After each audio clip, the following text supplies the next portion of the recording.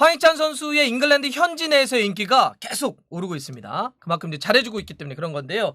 지금 임대로 데리고 있는 울버햄튼 같은 경우는 완전 영입해서 우리 선수로 뛰게 하고 싶다 이런 의사를 좀 밝히고 있죠. 브루노 라지 감독이 공식적인 코멘트를 통해서 황희찬 선수의 완전 영입 의사를 좀 밝히기도 했었는데요. 또 이제 잉글랜드 프리미어리그의 명문팀이죠. 클럽 감독의 리버풀과 연결설도 지금 있습니다. 다가오는 겨울 이적 시장 때 황희찬 선수를 영입을 해서 리버풀의 멤버로 좀 뛰게 하고 싶다. 리버풀이 아무래도 살라나 마네나 또 아프리카 네이션스컵 연결되고 있기 때문에 여러 가지 이유 때문에 또 연결이 되고 있는 거고 몇몇 팀들이 황희찬을 주시하고 있다라고 하는 지금 보도들이 지금 이어지고 있습니다. 그도 그럴 것이 울버햄튼으로 임대 간 뒤에 꾸준하게 출전하고 있잖아요. 최근 6경기 연속 선발이고요. 골도 울버햄튼 내에서 가장 많이 때려넣고 있고 프리미어리그 득점 랭킹도 공동 6위입니다. 정말 대단한 초반을 좀 보내고 있기 때문에 황희찬 선수가 많은 이제 클럽들하고 혹은 울버햄튼으로서는 데리고 싶다 이런 이제 여러 가지 의사들이 좀 나오고 있는 거죠. 이렇게 주목도가 오르게 되면 달라지는 게 하나 있습니다. 막 상승하는 게 하나 있죠. 예, 맞습니다. 이적시장 가치, 우리가 이제 몸값으로 불리우는 이적료가 이제 달라질 수밖에 없는데, 이제 워낙 최근에 뭐 리버풀을 포함을 해서 황희찬 선수와 연결 보도들이 나와서 제가 한번 좀 찾아봤어요. 황희찬 선수의 이적시장 가치가 얼마큼 달라졌을까?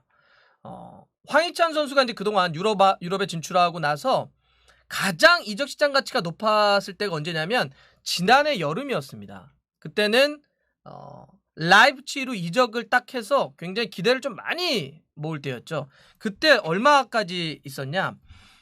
1,500만 유로, 그러니까 우리 돈으로 한 200억. 이게 황희찬 선수가 그러니까 여기 오기 전에 앞서서 쭉 커리어에서 기록했던 가장 높은 이적시장 가치였습니다.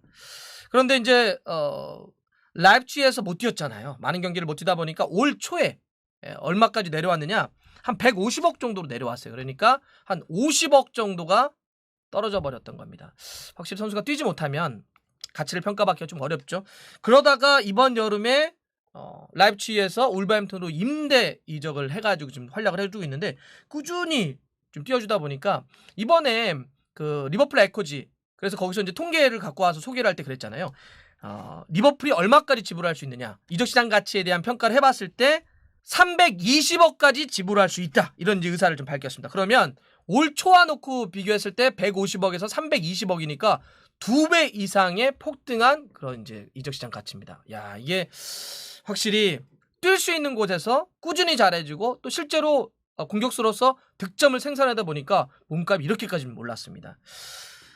그런데 이런 상황에서 황희찬 선수가 자신의 어떤 그 가치, 주가를 더욱더 높일 수 있는 또 한 번의 기회가 이번 주말에 열리게 됩니다. 어떤 기회냐?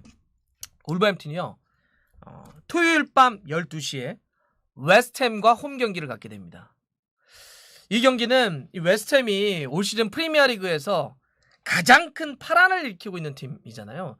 이 데비드 모예스 감독이 이끌고 있는데 그동안 시즌 초반에 보면 레스터를 4대1로 잡기도 했고요. 토트넘을 1대0으로 잡기도 했고, 가장 큰 거는 사실 이번에 A매치 브레이크 직전에 리버풀과 싸웠는데 리버풀을 잡았습니다. 네, 와, 클럽 감독에게 패배라고 하는 올 시즌 타격을 하나 입혔는데 3대2로 이겼어요. 알리송 골키퍼의 자책이 있었고 포르날스, 커트 주마, 첼시에 뛰었던 연속골을 넣으면서 3대2로 이겼습니다. 진짜 이번 시즌 그 웨스트햄이 보여주고 있는 파괴력, 지속력은 상당히 좋은 것 같은데요. 지금 승점이 그러면서 맨시티와 같습니다. 그래서 골득실을 따져서 3위고요. 1위 첼시와의 승점 차는 불과 한 경기 차, 3점밖에 되지 않습니다. 언제든지 선두로 올라갈 수도 있는 웨스트햄의 시즌 초반의 흐름이라고 하는 거죠. 너무 좋아요. 여기 보면 뭐 앞쪽에 안토니오라든지 지금 득점 랭킹 안토니오가 지금 한 3위 정도까지 올라와 있죠. 대단한 흐름인데 또 포르날스라든지 제라드 보원 같은 선수들 좋지만 제가 봐서 웨스트햄의 가장 큰 강점은 토마스 투첵과 데클란 라이스의 이 중미, 이 투 미들라인인데 여기가 너무 안정감이 있어요. 예, 피지컬적으로도 아주 우월하고 뒤에서 볼줄도 좋기 때문에 가장 큰 게 역시 중앙에서의 안정감. 그러다 보니까 수비와 공격의 전체적인 밸런스가 상당히 좋은 모습이고, 데이비드 모이스 감독은 확실히 그 빅클럽보다는 딱 요 정도 한 중상위 정도 팀을 이끌고 챔피언스 리그 팀들을 막 이렇게 자극하고 경쟁하고 막 도전하고 이럴 때가 가장 빛이 좀 나는 것 같습니다. 상당히 좋은 흐름이다. 여기서 만약에 이렇게 웨스트햄이 잘 나가고 있는데 황희찬이 이러한 웨스트햄 대단한 파란을 일으키고 있는 팀을 상대로 해서 또 좋은 모습을 보여준다? 직전에 리버풀을 잡았는데 그런 웨스트햄을 상대로 해서 막 득점도 내고 팀의 승리를 이끌어간다? 그럼 이번 이제 겨울 이적 시장이 한 달 반 정도밖에 남지 않았는데 더욱더 어떤 주목이라든지 스포트라이트라든지 어떤 자신의 어떤 가치를 끌어올릴 수 있는 좋은 기회라고 할 수 있습니다. 울버햄튼은 더더욱 지금 반전이 좀 필요한 상황이에요. 프리미어리그 5경기 동안 패배 없이 4승 1무 무패를 달리다가 A매치 브레이크 직전에 크리스탈 팰리스 런던 원정을 갔는데 이때 좀 무기력한 경기였죠. 0대2로 졌습니다. 자하, 그다음에 코너 갤러거, 갤러거 정말 잘해주고 있죠. 연속골을 허용을 하면서 이제 졌습니다. 그래서 순위도 8위로 내려와 있어요. 근데 여전히 저는 울버햄튼은 올라갈 수 있는 여지가 높은 게 6위 맨유와 승점이 1점 차밖에 되지 않기 때문에 뭐 이 경기 잡으면 언제든지 뛰어 올라올 수가 있습니다.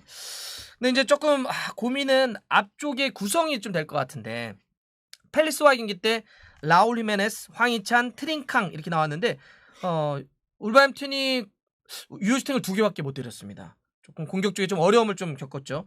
지금 계속 브루노 라지 감독은 고민을 갖고 있는 게 라울 히메네스하고 황희찬 선수는 그냥 딱 정해놓고 갑니다. 한 자리.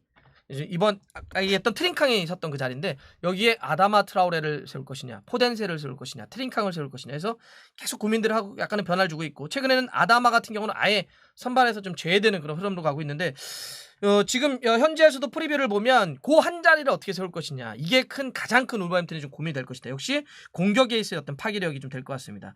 황희찬 선수는 뭐 꾸준하게 잘해주고 있습니다. 지금 프리미어리그 최근 6경기 연속 선발 포함을 해서 총 프리미어리그 8경기에서 4골 공동 득점 프리미어리그 전체 6위입니다. 당연히 팀에서는 1위고요. 그러면 워낙 그 10월 달에 골을 좀 몰아넣기 때문에 팬들이 선정한 울버햄튼의 10월의 선수가 되기도 했었고요. 근데 좀 문제는 다른 선수들이 너무 골을 못 넣어주고 있는 건 맞아요. 황희찬 선수 4골 그 다음으로 라울 히메네스가 2골 그다음에 코너 코디, 맥스 킬먼, 로맹 사이스 다 수비수들이거든요. 한 골씩 넣고 있고 미드필더 후백 네베스도 이제 한 골입니다. 모두 6명밖에는 울버햄튼에서 골을 못 넣고 있거든요. 지금 트링캉, 포덴세, 아다마 트라우레는 아예 골이 없습니다. 골이 너무 집중되거나 일부의 선수들에게만 나오고 있다라고 하는 게 좀 문제인데 이걸 빨리 좀 풀긴 해야 될 것 같아요. 이번에 상대하는 웨스트햄 같은 경우는 골을 넣은 선수가 10명이나 되고요. 여기서도 가장 빛나는 거 아까 말씀드렸던 것처럼 미카엘 안토니오 선수입니다. 6골을 넣으면서 지금 리버풀의 마네와 동률이고요. 살라가 10골, 바디가 7골 이어서 프리미어리그 득점 랭킹 공동 3위에 올라와 있습니다. 확실히 파길이 좋아요. 근데 그리고 이 안토니오는 이번에 한번 경기 보실 때 이게 한번 지켜보시면 황희찬이나 아다마 선수가 조금 더 득점력을 많이 가져갈 수 있게 지켜볼 수 있는 좋은 롤 모델이에요. 안토니오는 예전에는 약간 사이드 쪽에서 뭐 윙도 보고 아니면 약간 윙백을 보기도 했었거든요. 그래서 전방으로 포지션을 바꿔놨는데 굉장히 안쪽에서도 밀고 들어가는 힘도 있고 그러면서 나중에 디테일이 골 결정력이 올라가면서 지금은 최전방 원톱으로 뛰게 하고 있는데 황희찬 선수도 아다마 트라우레도 사이드에 있다가 중앙으로 조금 변모하면서 득점력을 좀 더 높여야 되는 그런 과제를 갖고 있는데 안토니오 선수의 움직임을 보면 굉장히 힘이 있고 빠른 선수들이 어떻게 골 결정력을 가져가느냐 이걸 지켜보기에 아주 좋은 선수라고 볼 수 있습니다.